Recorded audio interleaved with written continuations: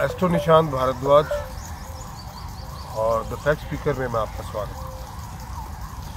है। वीडियो दोनों जगह जाएगा, इसलिए दोनों जगह का नाम मैंने लिया।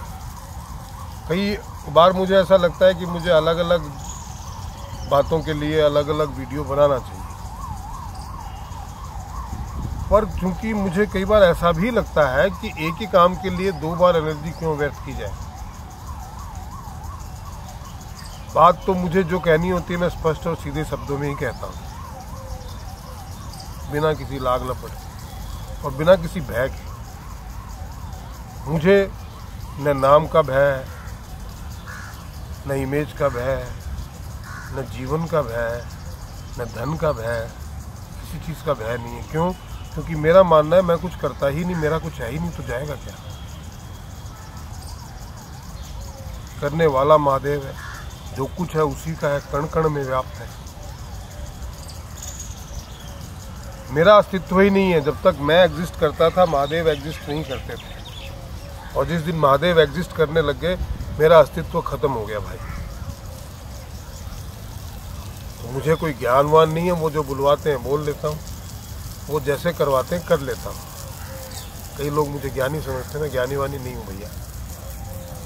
मुझे किसी चीज़ का कोई ज्ञान नहीं है। जैसा ईश्वर मुझे मति देता है उसी मति के अनुसार जो कुछ वो बुलवाता है मैं बोल लेता हूँ निर्भीक होकर, क्योंकि जब वो बुलवाता है तो भय की आवश्यकता नहीं होती। खैर, आज का जो विषय है उस विषय पे बहुत सारे लोग, मुझे पता है कि मुझे क्रिटिसाइज भी करेंगे।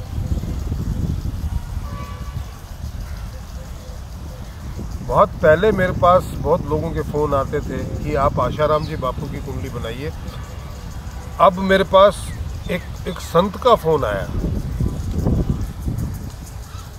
उन्होंने मुझसे कहा कि गुरुजी बड़ी कृपा होगी अगर आप आशाराम जी बापू के बारे में कुछ बताएं। मैं कहा भाई मुझे उनके जन्म विवरण के बारे में कोई कॉन्क्रीट जानकारी नहीं है, तो मैं हवा में बातें करता नहीं। और जो जन्म विवरण मुझे नेट से मिला उसके आधार पे मैं आपसे बात कर रहा हूँ। ग्रह अपना काम बखूबी करवाते हैं। आप देखिएगा आने वाले समय में, मैं राम रहीम और बाकी संतों की बात नहीं करता, पर मैं निश्चित ही आशाराम जी बापू के बारे में कह सकता हूँ कि आपको ये सुनने में मिलेगा आने वाले समय में कि ये जो कुछ भी प्रपंच हुआ ये सारी कॉन्स्पिरेसी थी। ये एक बड़े लेवल पे न केवल उस संत को बदनाम करने का प्रयास था, बल्कि हिंदू धर्म, जिससे कि लोग ये कहने लगे रहे ये तो साधु संत तो बकवास होते हैं, रेपिस्ट होते हैं। तो हिंदू धर्म के प्रति लोगों की आस्था कम हो। जो धर्म का प्रचार प्रसार करते हैं, जो ईश्वर की तरफ ले जाने के लिए जाते हैं, उनके प्रति लोग नफरत करने लगे। इस तरीके की भावना के साथ षड्यंत्र रचा गया। और मेरी इस बात की पुष्टि स्वयं कपिल सिब्बल ने कर दी है भैया। जब आज मैं वीडियो बना रहा था तो सुबह बनाने वाला था, कल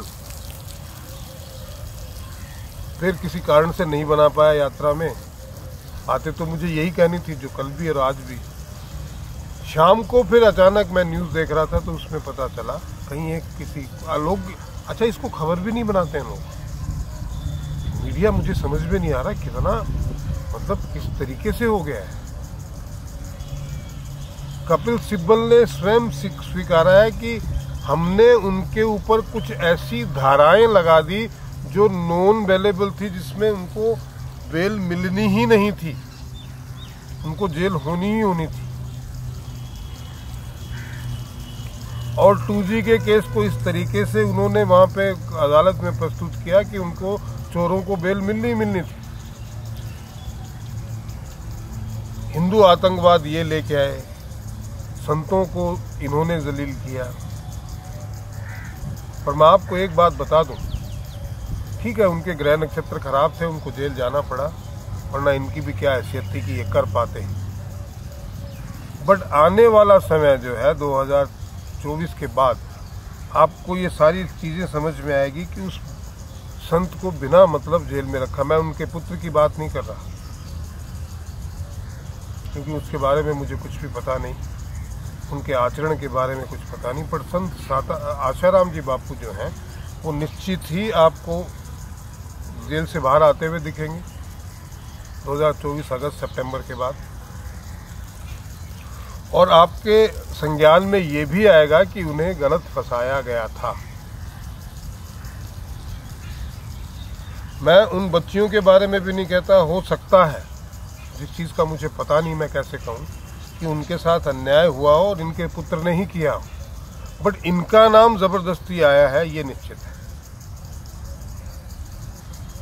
उनकी कुंडली कहती है कि इनको इतने साल पीड़ा भुगतनी ही थी।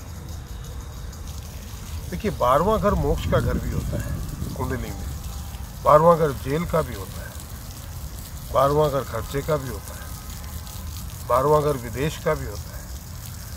इनको जो कुछ भी हासिल हुआ वो 12वें घर से ही हासिल हुआ।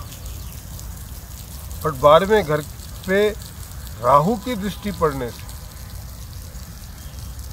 ये जेल का चक्कर चल गया इनका, और इनका बना बनाया जो भी है जो इज्जत है ध्वस्त हो गई।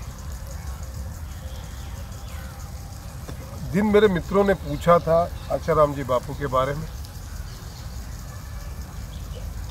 मैं अगेन कहता हूँ, कबीरा तेरी झोपड़ी गलकटियन के पास, करेगा सो भरेगा तू क्यों भया उदास। उन्होंने ये किया हो या ना किया हो, पर कुछ तो ऐसा किया था जिसकी वजह से उनको जेल हुई, चाहे वो संत बनने से पहले किया हो या संत बनने के बाद किया हो। और तब नहीं इन लड़कियों के साथ ना किया हो तो किसी और के साथ किया हो, पर किया ज़रूर होगा जिसकी वजह से ये उनको शिक्षा मिली।